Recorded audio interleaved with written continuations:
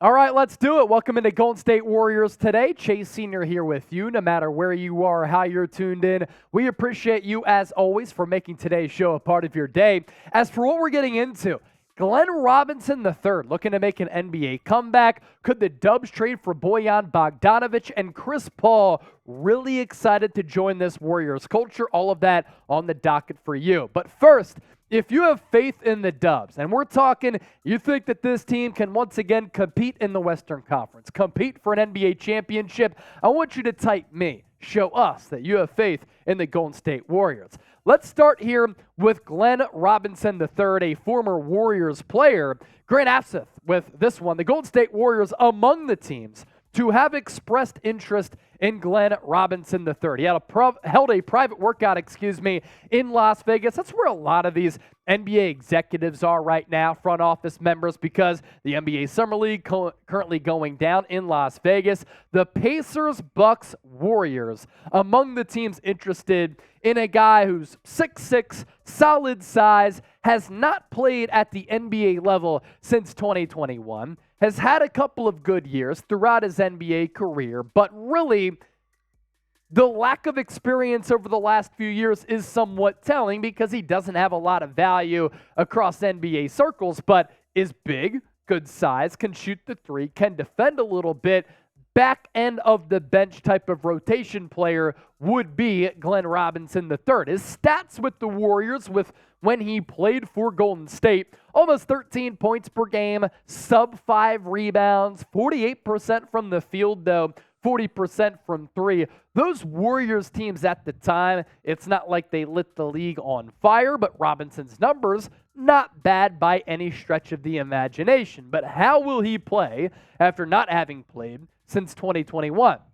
You look at his numbers in those previous 4 seasons in the lead up to a little bit of a hiatus here for GR3.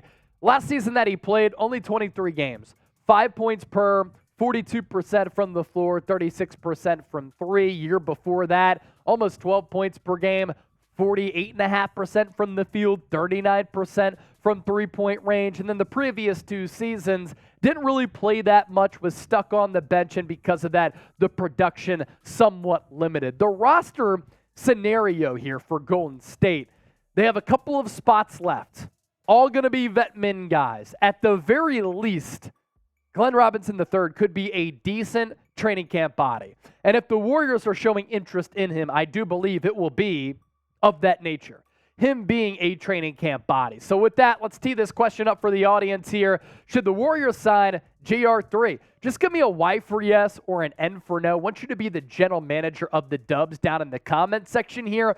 Most importantly, though, as you go down to get those comments in, hit that subscribe button if you haven't already done so. We are 100 people away from 59,000 subscribers. And when we get to 60,000 subs, that will be a party right here on the program. And with the way that we've been able to stack up subscribers this offseason, last offseason, it should come in no time. By the way, last summer, we were reaching more than 1 million views per month. Right now on Warriors Today, more than 1 million views per month. It would not be possible without all of your support. Thank you so much for supporting the program here. Let's get to story number 2. Could the Dubs trade for Bojan Bogdanovic? A Warriors trade idea involving him has emerged online. And when I put some of these shows together alongside producer Jack, we see some of these trades. Some of them we like.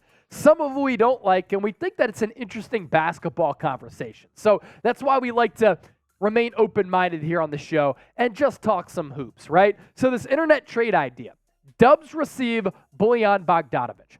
The Pistons receive Jonathan Kuminga, Gary Payton II, Moses Moody. That package right here is way too much for a guy who I like, who I think is a good player. He's not a great player, though. And I'm not willing to mortgage the future of a Kuminga and a Moses Moody and give up very, very good wing defense in Gary Payton II for Bojan Bogdanovic, who could put the ball in the cup. Not a good defensive player, though. Last year, numbers inflated a little bit because he was on a bad Detroit Pistons team. But we've seen with Bogdanovic throughout his career, he is a guy who can consistently put up some solid numbers. Last year with Detroit, 21.5 points per game. He shot 41% from three-point range, almost 49% from the field. That's with the Pistons, right? With the Jazz, better team, won a lot of games. You can see kind of where he falls in the pecking order of how he's used in that offensive rotation, him being a go-to guy, and the numbers that you might be able to expect. Now, on Golden State, we're talking about a guy in Bogdanovic who would take the back seat to Steph Curry, Klay Thompson, maybe even Andrew Wiggins, right? And he would be kind of a benefit to have. You don't need him, but it would be an advantage as a guy who can maybe bulk up that second unit. I love this game. Classic European who's very crafty, very heady hooper. I just don't think he fits on Golden State, plus that trade package, way too much for him, and he is pretty expensive. That's why you have to give up Kuminga, Moody, a lot of money, Gary Payton II on top of that as well after signing that big deal with the Portland Trail Blazers in order to bring him in. So we're queuing up another question for the audience here. We love to be interactive with all of our legendary subscribers and viewers here on the show. Would you make the trade?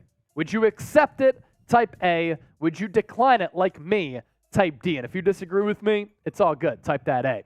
Great deal. Thanks to our friends at Fanatics that we want to tell you about here on the show. We've been plugging this over the last couple of weeks. A lot of our subscribers have been able to cop this as well to look fresh for the summer while supporting the Dubs. $25 off today only, limited time only at chatsports.com/Dubs combo. You get both of these shirts, $25 off. We'll put that link in the comments section and in the description of this video. Let's round out today's show with more talk about Chris Paul. We've talked about him a lot here on the show. I'm warming up to the idea of bringing him in. I thought it was a trade where you got rid of a guy in Jordan Poole who clearly this organization had soured on and took a lot of ill-advised shots, turned the basketball over, wasn't willing to conform to how the Warriors like to run their offense stylistically. And you bring in a future Hall of Famer who has been a great leader, a great tone setter with the culture, but also the on-court style, and a guy who's going to make smart decisions with the basketball. Yes, he's older. Yes, he's making a lot of money. Expiring contract, though, frees up some money into the future as well because you were tied to that Jordan Poole deal, and that's why the Dubs were able to bring back Draymond Green on that $100 million contract. So Chris Paul, very eager to embrace the team's style of play in San Francisco. This coming from Kendra Andrews of ESPN. Paul has been extremely eager in his first few meetings with the Warriors, a source told ESPN, telling them he's ready to embrace their ball movement, organized chaos style of play. I love that term. And do whatever it takes to win. But during Paul's introductory news conference, he said he hasn't discussed what his role will look like yet. He also wouldn't fully say if he would be comfortable coming off the bench. Now, sometimes when you trade for a veteran, especially an accomplished veteran like Chris Paul, they're not willing to conform to how that new organization that they're going to likes to operate. For Chris Paul to be willing to adapt a new style of play, to be a part of this organized chaos on the offensive end, that is a great sign. Because if he was resistant to change and he was unwilling to adapt, this trade would not work out. But if he wants to take on this stylistic style of play and he fits into that, I think this Warriors team once again could run a beautiful style of basketball, whether he's on the floor alongside Steph Curry, with Steph Curry playing off-ball, or he's helping to lead that second unit alongside a guy like Dario Saric, who he advocated for with the Warriors bringing him in. And that second unit, which was a problem last year, could be a moment and a sign of strength for Golden State this upcoming season. More from Kendra Andrews here. What the Warriors want from Chris Paul is to keep it simple. Don't turn the ball over, make assists, and organize the second unit. I think, honestly, with that last quote, that is a direct shot right at the bow, right, of Jordan Poole. Like, Jordan Poole turned the rock over. He didn't organize the offense. He didn't set up his teammates for success. He worried about his own. And look, when you're trying to earn your money and you're trying to get statistics, and in the business world, you're trying to get a raise, sometimes you're going to be selfish in that particular pursuit. Chris Paul, though, he is willing to always do what's best for the team. And Jordan Poole was not willing to do what's best for the team.